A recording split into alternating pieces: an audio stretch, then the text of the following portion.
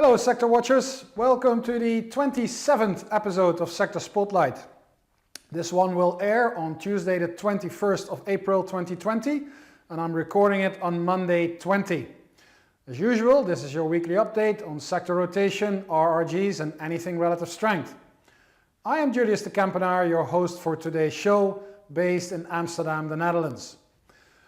What are we going to do today? In this show we will take an in-depth look into the current asset class rotations. We'll spend quite a bit of time on that. Then we'll have a quick look on how the various segments in the yield curve are behaving, and we look at the relative position for the US stock market versus other international stock markets. And then at the end we finish off with a quick review of the pair trades that we've opened and one question that's related to pair trades. We got a ton of those and I encourage you to keep them coming. Let's get started. What happened last week? This is the perf chart for the asset classes as we're following them here in Sector Spotlight.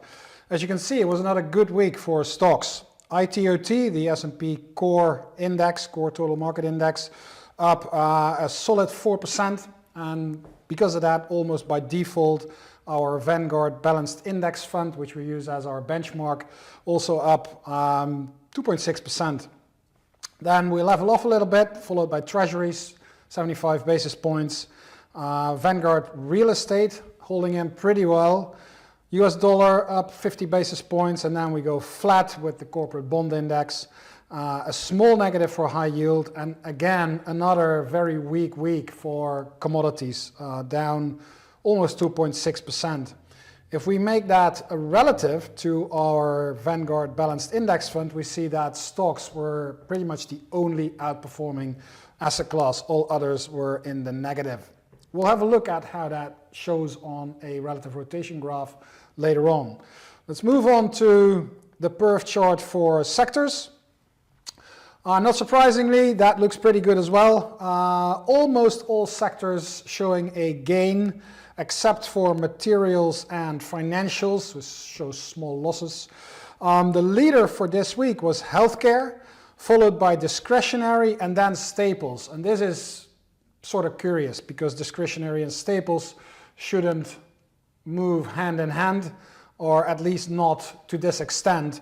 And I call this the Amazon effect, and I've actually written a blog post about this a couple of weeks ago, April 1st, on the effect of Amazon inside XLY, and why, if you want to use commodities discretionary or staples discretionary as a gauge for general market direction, it could be better to use their equal weight counterparts. So if you haven't done it so, I encourage you to go back in the blog and read that article, because it explains how, at least I think, in my opinion, the equal weight sector ETFs for staples and discretionary are now a better gauge for general market direction than XLY, XLP.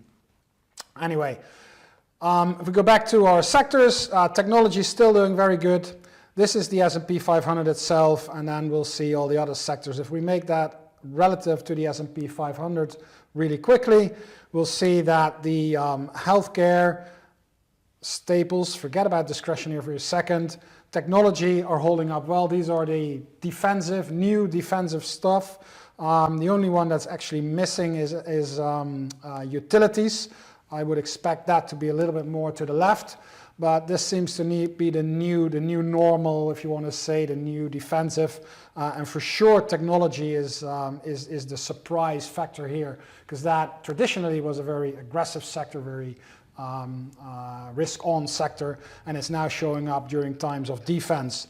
The fact that we've got these sectors here on the left-hand side pushing the market higher is, for me, some sort of a warning signal, because we've got defensive sectors leading the market higher. That is not something that at least I am looking for in case of a broad-based market rally. So I'm still very, very cautious here with regard to equities, despite the very nice gains that we've seen over the last couple of weeks. And I'm sure that for swing traders and day traders, it's sort of heaven right now because you've got the volatility, you've got the moves, you've got everything you want. From a longer term perspective, I still take a step back and I'm quite cautious about what's going on. I'd like to see a little bit more evidence and broader participation before I get overly enthusiastic about the future for the stock market in the next couple of, let's say, months. Let's put it like that. Let's start going with the investment pyramid that I've been using here a few times. And let me put that on the screen right now and talk you through it. Here we have the investment pyramid, the start of it, top level of the pyramid as I use it. On the left hand side, showing the various asset classes that we're tracking. And on the right hand side, we have the RRG of the same asset classes. If we do a quick take from the RRG to the pyramid before we start looking at the charts, then we see that on the RRG, in the lagging quadrant, we've got commodities, we've got real estate, and we've got stocks. And these are the three that are red in my pyramid, which means underperform, avoid, whatever suits your investment strategy.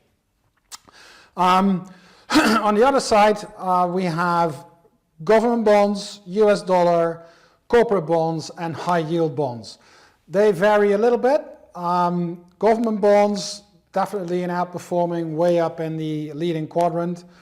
High yield is a bit of a gamble because it's inside the improving quadrant, but moving to the top right. We'll have a look at the chart later on. The US dollar, I've called it blue. It's actually well inside leading, but we'll have a look at the chart and explain to you why I have a more neutral approach to the dollar, because I frankly have no idea where it's going. It's flying everywhere. And then we've got corporate bonds, which are, well, good inside the leading quadrant and traveling further to the right and slightly higher, which is a solid trail that we'd like to see. Now let's move to the individual charts here. And let's start with real estate, VNQ, the Vanguard Real Estate Fund. If you look at the price chart, it came down very hard. I've tried to stick in a few support levels at the time. They were almost non-existent. We had a little hiccup here at this level, but you know, a week later we fell through it, dipped to levels around 57 here. And then we bounced back again as if this old support, now resistance, never existed. So I find this very hard to read. I would like to see new highs and lows being formed that give us some anchor points to work from. What does worry me though is the break in the relative strength line here, which is the middle pane. Let me highlight that for you here. And you see that that is a solid break out of a range, and that is now going to act as resistance. And if you look at the RRG lines, that positions real estate well inside the lagging quadrant. So I'm not a fan of real estate, of REITs, listed real estate at the moment. Let's move on to government bonds. Here's the chart of GOVT. You may notice that I'm using the unadjusted series. That's because I feel that unadjusted price series are better for calling support and resistance levels. That's the only reason. And what we see here is that after the break, already way back in 2019, we rallied. This level was respected as support, previously resistance, now support. We saw another break earlier in the year, and then we started rallying. And this is when government bonds really started to outperform and moved into the leading quadrant on the RRG. That level is now still holding up as support. And as a matter of fact, we're pushing against this previous high. We've got this overshoot here, and then we've got the intermediate high. We came down 1 or 2 weeks, and now we're pushing against that high again. And with that improvement in relative strength, I see this as a little bit of a reaction off of that rally here. and I expect this to put in a higher low and move higher, so bonds to continue their outperformance over stocks, which started right here, not over the last couple of weeks, but which started right here. And I would not be surprised, because this looks to me as if it's testing that resistance level and it wants to break higher. And if that happens, it will signal further decline in rates, rise in prices of bonds, so lower US yields ahead, and a further push into the leading quadrant by, I should say, longer dated government bonds. That's why it's still green in my pyramid, so it's an outperformer. Let's move to high yield. High yield is, again, one of these charts that's hard to read. You see these declines, shooting through every possible level and now going back and basically shooting back up through every possible level. It looks as if this level here, around 84, is now being respected.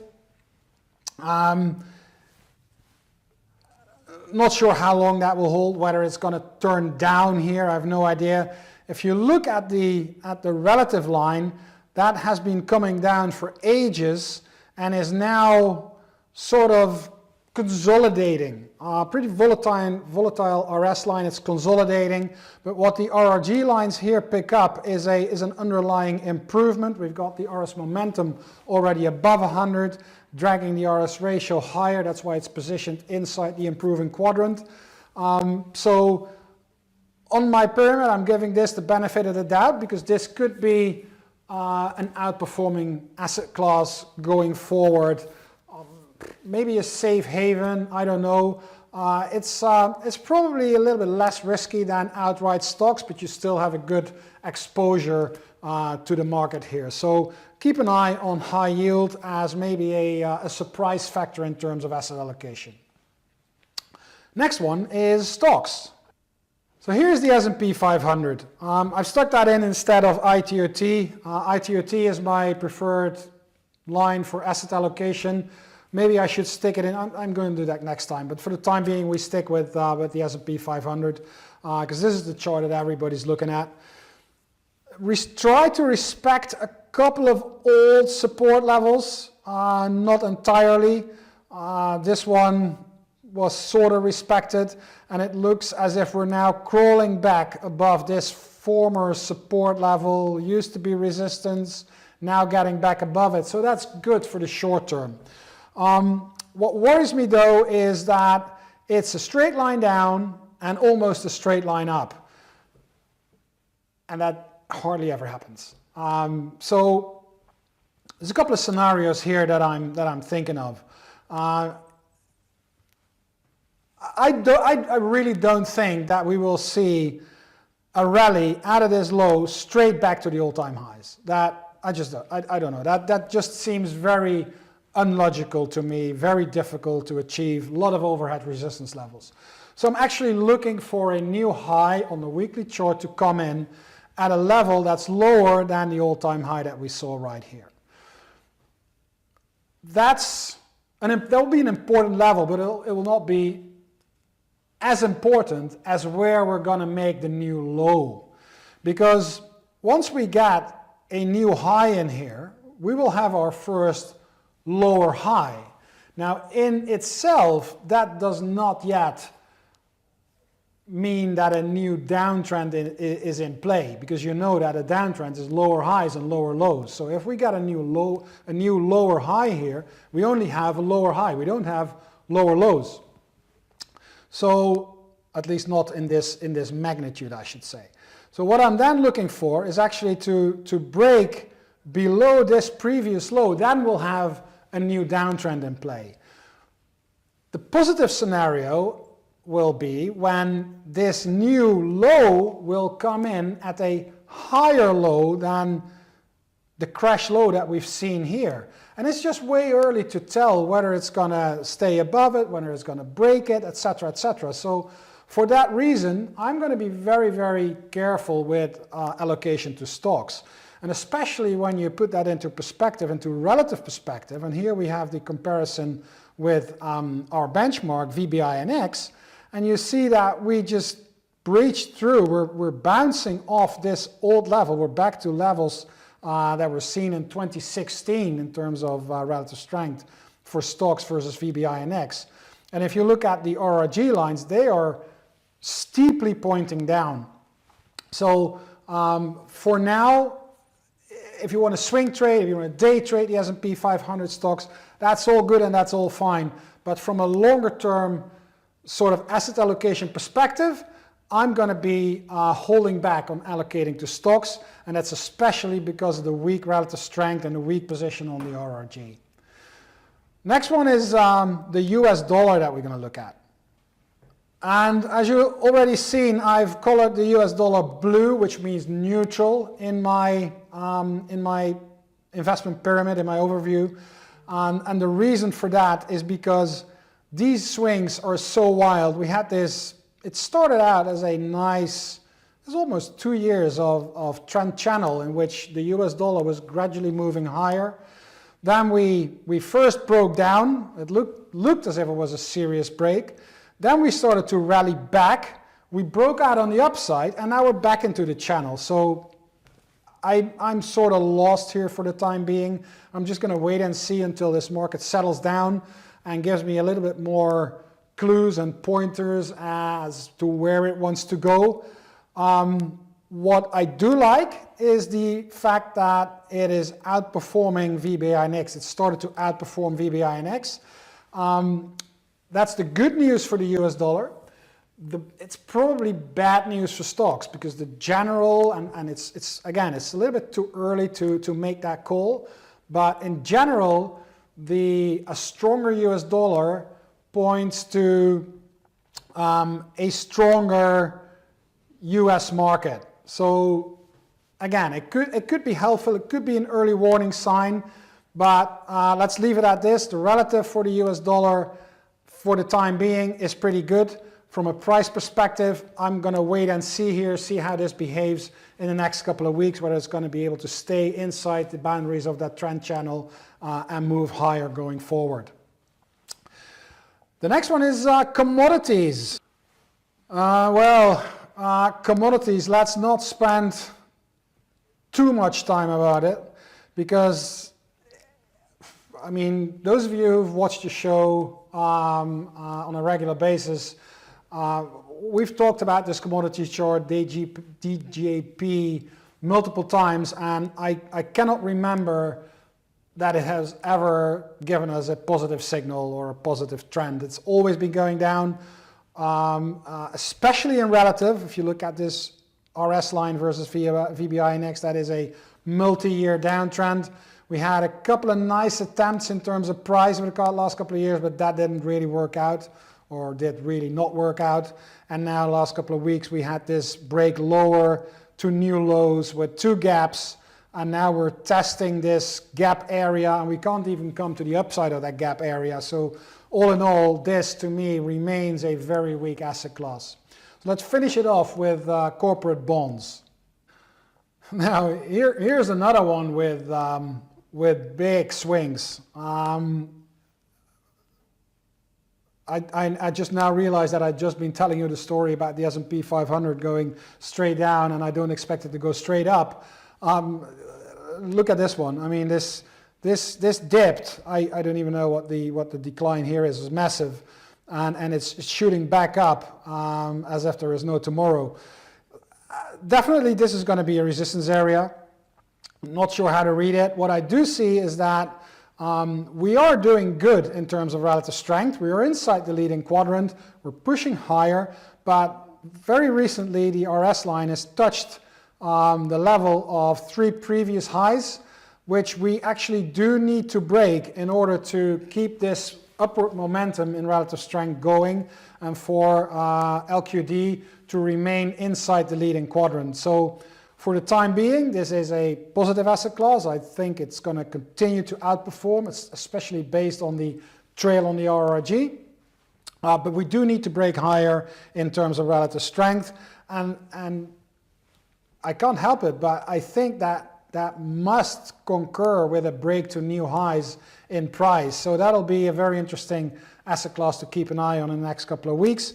especially if it breaks to new highs, then it's all hunky-dory, all good, and we will very likely see a break to new relative highs as well, and this will be one of the better asset classes.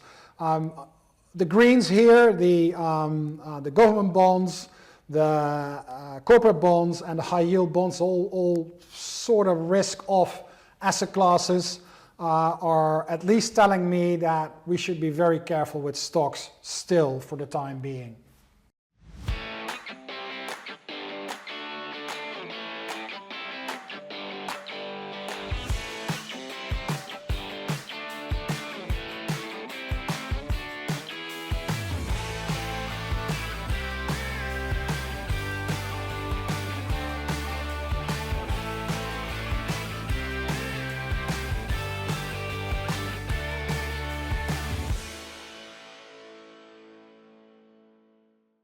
Let's move to the next level in our investment pyramid.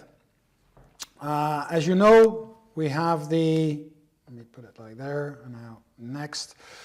And we're breaking down this pyramid in the government bond space into the yield curve, which shows us the performance of the various segments of the yield curve.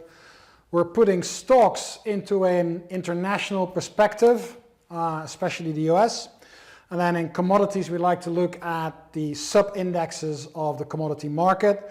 I put that on hold right now because I'm still working on getting a proper universe or at least instruments that I can show in an RRG for that. If we move to the yield curve first, and I'm only going to do this on the RRG because it's going to take too much time if we walk through all these individual charts. But this is a pretty clear image that we're getting. This is the RRG of those 6 segments of the curve. And what you can see here is that the longer dated bonds, the longer bonds are inside the leading quadrant. They're leveling off at the moment, but still well inside there and still moving to the right, which means that they're gaining relative strength, versus the shorter end of the curve that's inside the lagging quadrant and still moving further to the left. So this all says that we should stick with longer dated bonds in the next couple of weeks. That image gets even stronger when we switch to the daily graph of this RRG. And then you see it's still the longer dated bonds on the right hand side. They're now inside leading, but only just an inside weakening. And the shorter dated bonds are inside improving, but rolling over. And this sort of rotation, you see that these blue ones are already starting to roll over. The yellow ones are leveling off and starting to curl back up. These ones have the odds to actually stay on their own side of the RRG. So the blue ones stay on the left-hand side, the shorter end of the curve stays on the left-hand side, and the longer end of the curve stays on the right-hand side. And then they're going to go back in sync with the weekly RRG, which is in favor of the longer term bonds.